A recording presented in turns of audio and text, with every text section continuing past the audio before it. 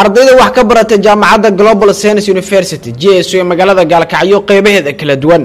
ayaa maanta u fariistay imtixaanka maadooyinka ay soo dhiganayeen sanadihii u dambeeyay. Ardaydan ayaa ka koobnaa qeybaha kala duwan ee kulliyadaha laga dhigto jaamacaddaasi. Madaxweynaha jaamacadda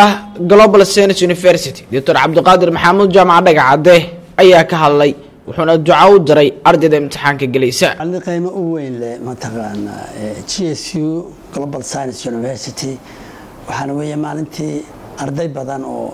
8 ah ay u fadhiisanayso final examination keedii. Hadee waxa garan kara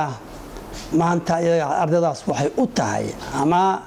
macallimiinta ama maamulka university-ka maanta oo kale qiimaha u leedahay waxa garan kara dadkii meesha soo marayo dhibaatadaas oo kale la soo darastay ardada waxa weeye nin kasta wax soo bartay waa maalinta ugu culus waa maalinta ugu anagu waxaanu dhihi jirnay waa maalintii diyaariyada mataqaana oo imtixaanka ah imtixaanka ka horeysa labada bari ugu horeysa ugu dambaysa intaan la gelin imtixaanka calooshu qofku shuban baa ku dhaca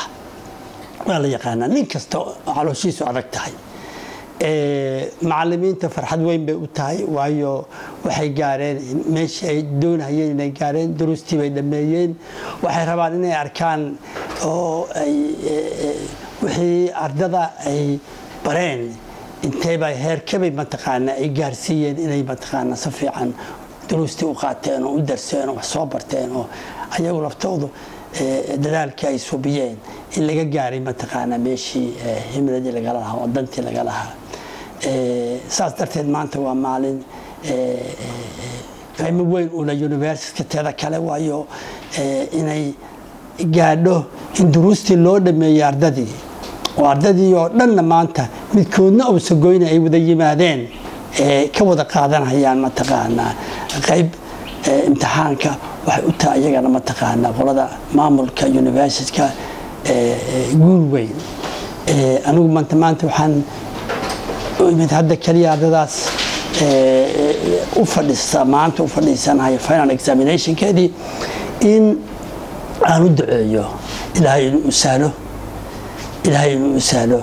wax loogu ducayn karo arday mataqaana oo ilaahay maskaxda u furo mararka qaarkood waxaa suurtooda adigoo wax soo bartay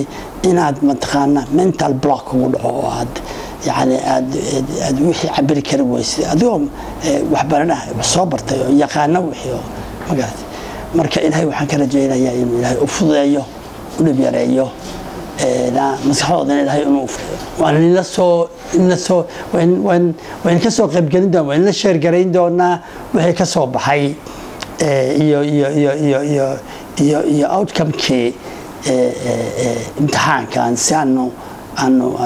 ula soconno. Cabdullaahi Yare TV-ga idaacadda SBC magaalada Gaalkacyo.